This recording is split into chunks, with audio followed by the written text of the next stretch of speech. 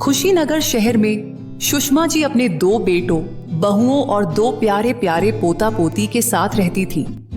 पति के जाने के बाद सुषमा जी के जीवन में जो अकेलापन था, उसे वो अपने पोते पोती के साथ मिलकर भूल जाती थी। दादी माँ कहाँ है आप? अरे किशोरी बिटिया, मैं किचन में हूँ। दादी आशीर्वाद दीजिए, मैं स्कूल जा रही हूँ। मेरी लाडो बिटिया खूब खुश रहे और अच्छे से पढ़े तू। सुन तो किशोरी बिटिया, जरा भगवान।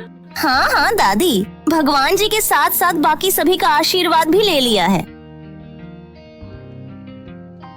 अरे अनुश्री, कहाँ हो तुम? सारा दिन काम में लगी रहती हो, जरा सुनो तो 1 मिनट। हाँ जी, कहिए क्या बात है? ऑफिस जाने के लिए देरी हो रही है, अगर नाश्ता बना दिया तो जल्दी से ले आओ।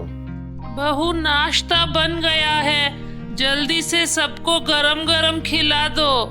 अरे माँ, तुम ये सब क्यों करती हो? अब तुम्हारी उम्र नहीं रही ये सब करने की। अनुश्री को बोल दिया करो ये घर के कामों के लिए। हाँ हाँ माँ जी, काम तो मुझे करने दिया करो। आप तो बस केशव और किशोरी के साथ बैठकर खूब आराम से खेला करो। ठीक है बहू। इतना कह सुषमा वहाँ से अपने रूम में चली जाती है। गुड मॉर्निंग भैया भाभी। भाभी, नाश्ता बन गया तो जल्दी से दे दो।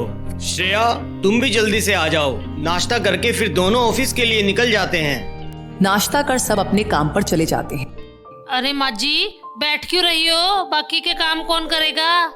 बहू, आज मेरी तबीयत ठीक नहीं लग रही है। माँ जी, ये सारे बहाने तो पुराने हो गए। ये लीजिए दवाई और काम पे लग जाइए। अजय ने तो ऐसे ही कह दिया था, सारी बातें थोड़ी ना सीरियस लेते हैं। इतना कह अनुश्री वहां से चली जाती है और सुषमा जी की आंखों में आंसू आ जाते हैं।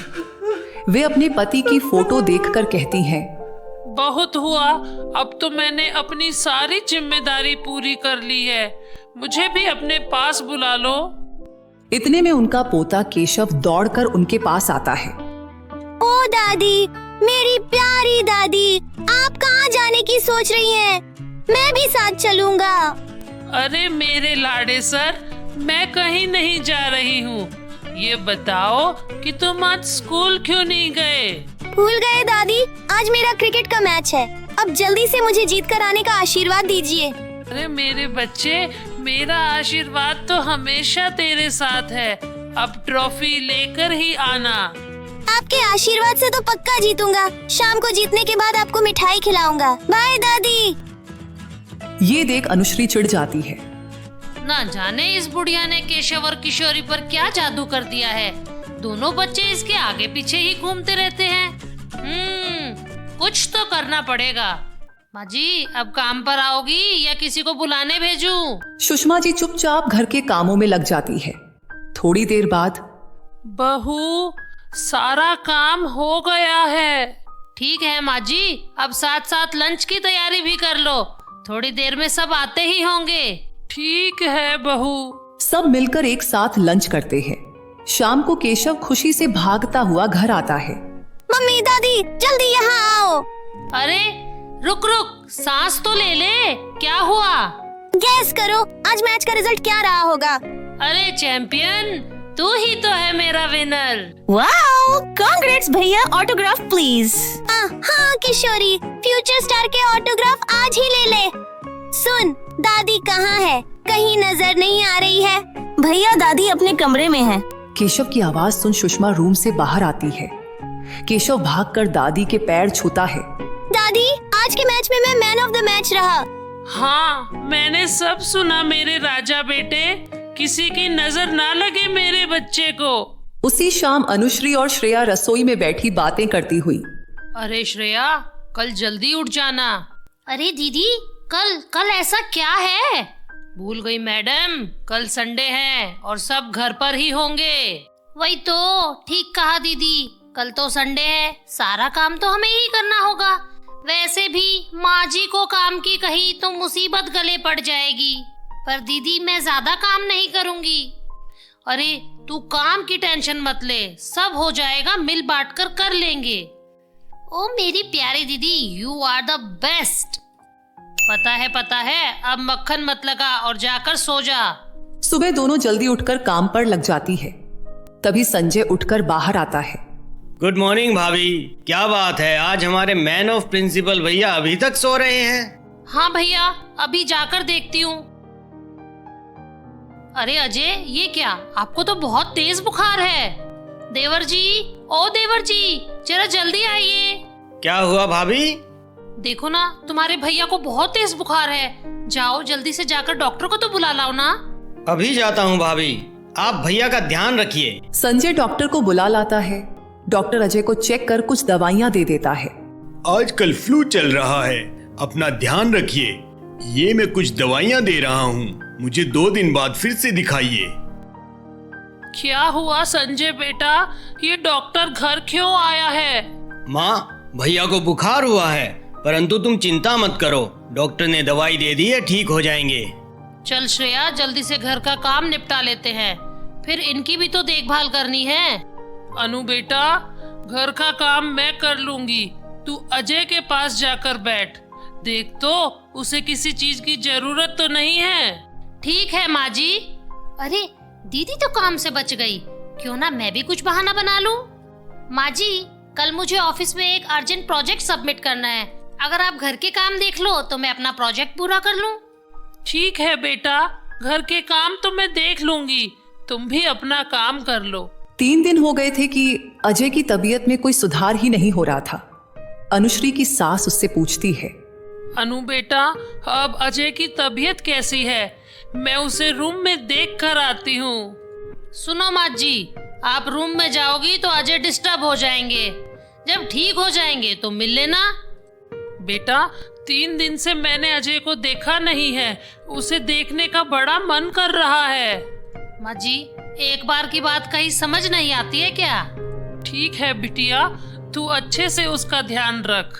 शाम को सुषमा जी किशोरी के साथ मंदिर जाती है, जहां वह भगवान के सामने अपने बेटे अजय और संजय के स्वास्थ्य की मंगल कामना करती है। सुषमा बहन, चिंता मत करो, भगवान आपकी सभी मनोकामना पूर्ण करेंगे। अजय बेटा जल्दी ही ठीक हो जाएगा। धन्यवाद पुजारी जी। आज 4 दिन बाद अजय अपने रूम से बाहर आया था, जिसे देख सुषमा की जान में जान आई। बेटा, अब कैसा है तू? माँ, अब थोड़ा ठीक लग रहा है। तुम कैसी हो? माँ जी को क्या होना है? देखो तो आपके सामने बिल्कुल ठीक है। अगले दिन अजय ठीक हो अपने ऑफिस चला जाता है। उसी शाम सुषमा अपनी बहुओं से कहती हैं, बेटा, कल तुम्हारे बाबूजी की पुण्यतिथि है। मैं सोच रही थी कि मंदिर जाके जरूरतमंदों को कुछ दान दे देते। माँ जी, मेरे पास तो इतने रुपए नहीं है कि दान दे दे। वैसे भी कल तो मुझे मायके जाना है, तो मुझसे तो नहीं हो पाएगा। श्रेया, तू देख ले, जो तू कुछ मदद कर दे तो। हाय हाय दीदी, ये क्या बात कर रही हो? इतनी महंगाई में अपने ही खर्चे पूरे नहीं होते। माँ जी, मुझे तो माफ ही कर दो। कोई बात नहीं बेटा। माँ जी, अब अपने बेटों को मत कहना, आपकी जरूरतें पूरी करते करते तो घर खर्च भी रह जाते हैं। माफ करना बिटिया, आगे से ध्यान रखूंगी। दुखी होकर सुषमा अपने कमरे में चली जाती है। श्रेया, माँ जी के खर्चे तो दिन ब दिन बढ़ते जा रहे हैं। अब मुझसे तो उनकी जिम्मेदारी उठाई नहीं जाती। तू देख ले, जो ध्यान रख सकती है तो। वही तो दीदी, मैं ऑफिस भी जाऊं, माँ जी का भी ध्यान रखूं, मुझसे तो नहीं हो पाएगा। श्रेया, मैंने तो बहुत साल निभा लिया, अब तेरी बारी है, देख ले। बड़ी तो आप ही है दीदी, तो आप ही संभालिए ना। देख श्रेया, अब ऐसे लड़ने से तो कुछ हल निकलेगा नहीं। माँ जी का कुछ ना कुछ तो करना पड़ेगा, जो जिम्मेदारी भी ना निभानी पड़े और घर बार भी हमारा हो जाए। तू कुछ सोच। दीदी, कुछ दिमाग में तो आया है, जो आपको बुरा ना लगे तो कहूँ। मुझे क्यों बुरा लगेगा भला, बता। क्यों ना माँ जी को ओल्ड एज हाउस भेज दे? तुझे लगता है ये सब इतना आसान है? अरे इनके बेटे मानेंगे? अब मनाना तो पड़ेगा दीदी। चल, कोशिश तो करते हैं। उसी शाम दोनों अपने अपने पति से बात करती हैं। सुनो जी, अगर बुरा ना मानो तो एक बात कहूँ। कहो ना अनु, क्या बात है? जिम्मेदारियां बढ़ रही है, अब ऐसे में माँ जी का ध्यान रखना थोड़ा मुश्किल हो रहा है। खुलकर कहो, तुम कहना क्या चाह रही हो? क्यों ना हम माँ जी को ओल्ड एज हाउस भेज दें, जिससे कि उनकी देखभाल अच्छे से हो जाएगी। यह बात कहने की तुम्हारी हिम्मत कैसे हुई? थोड़ी तो शर्म करो, दुनिया क्या कहेगी? अजय, दुनिया की छोड़कर अपने परिवार के बारे में सोचो। देख लो, माँ और पत्नी में से एक को चुनना है, फैसला तुम्हारा है। दूसरी तरफ श्रेया भी अपने पति से यही बात करती है। तुम पागल हो गई हो क्या श्रेया? तुमने ऐसा सोच भी कैसे लिया? देखो संजय, आज माँ और पत्नी में से एक को चुनना होगा। यदि माँ को चुनते हो तो मैं मायके चली जाती हूँ। दोनों भाई गुस्से में घर से निकल जाते हैं। दोनों एक पार्क में बैठकर इस समस्या को आपस में साझा करते हैं। भैया, श्रेया ने तो माँ को ओल्ड एज हाउस भेजने की जिद ही पकड़ ली है। मैं तो परेशान हो गया हूँ। हम कैसे माँ को भेज सकते हैं? संजय, मेरा भी यही हाल है। ना चाहते हुए भी माँ को ओल्ड एज हाउस भेजना ही होगा, नहीं तो हम दोनों का बसा बसाया घर उजड़ जाएगा। दोनों झिझकते हुए अपनी माँ के पास जाकर सारी बात बताते हैं और कहते हैं, माँ, हमें माफ कर दीजिए, हमारे पास कोई और हल नहीं है। दुखी क्यों होते हो मेरे बच्चों? मुझे कोई शिकायत नहीं है। तुम मेरे लिए अनाथ आश्रम देख लो और बता देना कब जाना है। मैं तैयार रहूंगी। दोनों अपनी पत्नियों को बताते हैं कि वे उनकी बात से सहमत है। सुषमा जी उस रात एक पल के लिए भी सो न सकी। अगले दिन दोनों बहुएं ओल्ड एज हाउस ढूंढना शुरू कर देती हैं। श्रेया, आज तो मैं बहुत खुश हूँ। दीदी इतनी खुश हो तो इसका मतलब ओल्ड एज हाउस मिल गया है ना? हाँ, मिल गया है, और अब इस घर में बस हम और हमारा परिवार। उसी शाम दोनों अपनी सास के पास जाकर कहती हैं, माँ जी, अजय ने आपसे बात की थी ना, कल आपको अपने नए घर जाना होगा। हाँ हाँ माँ जी, चिंता मत करो, आपको वहाँ कोई तकलीफ नहीं होगी। ठीक है बेटा, मैं सुबह तैयार रहूंगी। बेटा, मुझ पर एक मेहरबानी और करोगी? हाँ हाँ, कहो माँ जी। अगर समय मिले तो थोड़े थोड़े दिनों में केशव और किशोरी को मुझसे मिलवाने ले आओगी क्या? ठीक है माँ जी, देख लेंगे। अरे माँ जी, तुम तो राम जी का नाम लो, मोह माया छोड़ दो, मैं देख लूंगी। अगली सुबह सुषमा अपना सारा सामान पैक कर रेडी हो जाती है। वे साथ में अपने कान्हा जी को भी ले लेती हैं। माँ जी, हो गए तैयार? हाँ बेटा, तैयार तो हो गई हूँ। एक बार किशोरी और केशव को स्कूल चले जाने दो, नहीं तो 100 तरह के सवाल करेंगे। दादी, हमने भगवान जी का आशीर्वाद ले लिया है। दादी, अब हमें अपना आशीर्वाद भी दे दो कि हम समय पर स्कूल पहुंच सके। खूब खुश रहो मेरे बच्चों, अच्छे से पढ़ना और अपने माता पिता का नाम रोशन करना। चलिए माँ जी, अब तो बच्चे भी चले गए, देर हो रही है। ना चाहते हुए भी अजय और संजय दुखी मन से अपनी माँ को ओल्ड एज हाउस छोड़ आते हैं। अजय, संजय, बेटा, कभी कभार तो मिलने आओगे ना? तू कैसी बात कर रही है माँ? हम दोनों हर हफ्ते तुझसे मिलने आएंगे माँ। दोनों रोते हुए सुषमा को छोड़कर घर लौट आते हैं। छोड़ आए माँ जी को। माँ वहाँ खुश तो थी ना? माँ की चिंता छोड़ो, बच्चों को अपनी माँ से जुदा करके तुम दोनों तो खुश हो ना अब? अरे अजय, अब छोड़ो भी ना ये इमोशनल ड्रामा। वैसे भी अब तुम बच्चे कहाँ हो? संजय बिना कुछ बोले रूम में चला जाता है। वह बचपन में माँ के साथ बिताए पल याद करता है। संजय, आज माँ के बिना घर बहुत सूना सूना लग रहा है। हाँ भैया, किसी भी काम में मन नहीं लग रहा है। तभी किशोरी और केशव स्कूल से वापस आ जाते हैं। पापा, आज दादी कहीं दिखाई नहीं दे रही है। अरे बच्चों, तुम्हारी दादी तीर्थ यात्रा पर गई है, कुछ ही दिनों में आ जाएंगी। आज सुषमा को अनाथ आश्रम में 3 महीने हो गए थे। दोनों बहुएं बहुत खुश थी। एक दिन, श्रेया, वैसे एक बात तो है, माँ जी जब घर में थी तो काम नहीं करना पड़ता था। हाँ हाँ, ठीक कहा दीदी। माँ जी वैसे अनाथ आश्रम में खुश तो बहुत होंगी, अब वैसे वहाँ काम भी तो नहीं करना पड़ता होगा ना। इतना कह दोनों खूब हंसती है। ये बातें केशव और किशोरी सुन लेते हैं और दोनों बहुत दुखी हो जाते हैं। एक दिन अनु के घर से कॉल आता है। अनु, पापा की तबीयत खराब है, वो तुम्हें याद कर रहे हैं, तो जल्दी से घर आ जाओ। भैया, आप चिंता ना करें, मैं अभी घर के लिए निकलती हूँ। दीदी आप यहाँ की चिंता ना करो, भैया और केशव को मैं देख लूंगी। आप जल्दी से जाने की तैयारी करो। अनु को अपने मायके गए 3 दिन हो जाते हैं। एक रात केशव बहुत रोता है। पापा, मुझे मम्मी की बहुत याद आ रही है, मुझे मम्मी के पास जाना है। बेटा, मम्मी नाना के घर गई है, 1-2 दिन में आ जाएगी। तुम तो बिग बॉय हो ना, चलो जल्दी से सो जाओ। नहीं, मुझे मम्मी के पास जाना है। ठीक है बेटा, चलो मम्मी को फोन करते हैं, पूछते हैं कि वो कब आ रही है। अजय रात ही अपनी पत्नी को फोन कर सारी बात बताता है और आने की पूछता है। अनु, अब तो पापा की हेल्थ ठीक है, तो क्यों ना तुम घर आ जाओ। वैसे भी केशव तुम्हें बहुत याद करता है। हाँ अजय, मैं जल्दी ही आने की कोशिश करती हूँ। पता नहीं है केशव को क्या हो गया है। मैं पहले भी इसके बिना मायके आई हूँ, तब तो ये वहाँ रुक जाता था। अनु, पहले माँ के साथ इसका मन लग जाता था, अब तो माँ है नहीं इसको संभालने के लिए। वैसे भी है तो बेचारा बच्चा ही ना। अजय, मैं कल सुबह ही आने के लिए निकलती हूँ, तो दोपहर तक पहुँच जाऊंगी। ठीक है अनु, रात बहुत हो गई है, अब सो जाओ। Good night. Good night Ajay. अगले दिन दोपहर तक अनु अपने घर आ जाती है और केशव के खूब लाड़ लड़ाती है। बाकी सब पास में खड़े हो यह देख रहे होते हैं। मम्मा, अब से मुझे ऐसे छोड़कर मत जाया करो, तुम्हारे बिना मुझे कुछ अच्छा नहीं लगता है। ठीक है बेटा, नहीं जाऊंगी, पर अब तुम बड़े हो गए हो तो थोड़ा एडजस्ट करना तो सीखना होगा ना। भाभी, आखिर बच्चा ही तो है, बच्चे माँ बाप के बिना कहाँ रह पाते हैं, और फिर माँ तो माँ ही होती है।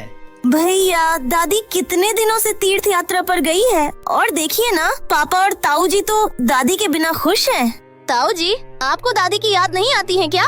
किशोरी का गंभीर सवाल सुनते ही सब चुपचाप एक दूसरे को देखते रहते हैं। फिर अगली सुबह। दीदी, संजय नीचे बैठे हैं क्या? नहीं रे, देवर जी तो नीचे नहीं है, और तेरे बड़े भैया भी दिखाई नहीं दे रहे हैं। ना जाने दोनों बिना बताए कहाँ चले गए हैं। अरे किशोरी, ये तू क्या पढ़ रही है? ताई जी, ये पेपर आपके बेड पर था। ला, दिखा तो बेटा, कोई जरूरी पेपर तो नहीं है ना? अनु पेपर पढ़ती है और श्रेया को दे देती है। दोनों ही शब्दहीन हो एक दूसरे को देखती है। दीदी, देरी मत करो, चलो जल्दी से चलते हैं। चाची, हम कहाँ जा रहे हैं? श्रेया और अनुश्री कुछ नहीं बोलती है और दोनों बच्चों को कार में लेकर घर से निकल जाती है। थोड़ी देर बाद श्रेया कार रोकती है। चाची, ये आप हमें कहाँ ले आई है? बेटा, हम यहाँ अपनी गलतियों का प्रायश्चित करने आए हैं। अजय और संजय अपनी माँ के साथ बेंच पर बैठकर बातें कर रहे होते हैं। तभी संजय की नजर श्रेया पर पड़ती है। श्रेया, तुम यहाँ क्या लेने आई हो? हम दोनों भाइयों ने तय किया है कि हम आज से माँ के साथ यहीं रहेंगे। संजय ने बिल्कुल सही कहा, हम माँ के बिना नहीं रह सकते हैं। अनु, तुम यहाँ से चली जाओ। बेटा, कब से समझा रही हूँ, मेरे लिए अपना घर मत बिगाड़ो। जाओ, अपने घर जाओ। माँ, जब तक तुम वहाँ थी वो घर था, अब वो एक मकान है। हमें माफ कर दो माँ, हमने तुम्हारे साथ बहुत बुरा किया। हम अपनी सारी प्रॉपर्टी तुम दोनों के नाम कर देंगे, परंतु हम दोनों तो माँ के साथ ही रहेंगे। अजय, मुझे माफ कर दीजिए, मुझे प्रॉपर्टी नहीं, अपना परिवार चाहिए। चलिए ना घर। तुम दोनों माँ को तो साथ लेकर नहीं चलोगी, और हम माँ के बिना कहीं जाएंगे नहीं। तो आज से हमारी माँ अपने बच्चों के साथ रहेगी और तुम अपने बच्चों के साथ रहो। श्रेया और अनुश्री अपनी सास के पैरों में गिरकर माफी मांगती है। माँ जी, आज समझ में आ गया है कि आप हमारे साथ नहीं, हम आपके साथ रहते थे। माँ जी, जैसे माँ के बिना मायका नहीं, वैसे सास के बिना ससुराल नहीं। माँ जी, श्रेया बिल्कुल ठीक कह रही है, आज हमारे बच्चों ने हमारी आंखें खोल दी। माँ जी, अब अपने घर चलिए। अब चलिए ना दादी, देर मत कीजिए, कितने दिनों से हमने आपकी कहानी नहीं सुनी है। हाँ दादी, आपके बिना घर में मन नहीं लगता है, तो चलो ना। ठीक है, मैं भी तो अपने बच्चों के बिना कहाँ यहाँ खुश थी। अजय, संजय, चलो जल्दी से घर चलते हैं। बहुत भाग्यशाली हो सुषमा बहन, लाखों में से तुम ही एक हो जो अपने घर अनाथ आश्रम से वापस लौट रही हो। हम जैसे तो यहीं अपना दम तोड़ देंगे। अब सुषमा अपने परिवार के साथ खुशी से रह रही है। दोनों बेटे और बहुएं अब उनका खूब आदर सत्कार करते हैं। केशव और किशोरी भी अपनी दादी की प्यार भरी छाव में मौज मस्ती करते हैं। दीदी, हम कितने खुशकिस्मत हैं ना कि हमने अपनी माँ जैसी सास को दोबारा पा लिया है। हाँ श्रेया, हमें भूलना नहीं चाहिए, माता पिता हमारे जीवन की जड़ें हैं। बुढ़ापे में हमें उन्हें बेसहारा नहीं छोड़ना चाहिए, बल्कि उनकी जिम्मेदारी उठाकर उन्हें संभालना चाहिए। आप भी अपने माता पिता का दिल से आदर सत्कार करें, क्योंकि कोई भी पेड़ अपनी जड़ों से हटकर फलता फूलता नहीं है। ऐसी रोचक कहानियों के लिए हमारे चैनल को सब्सक्राइब करें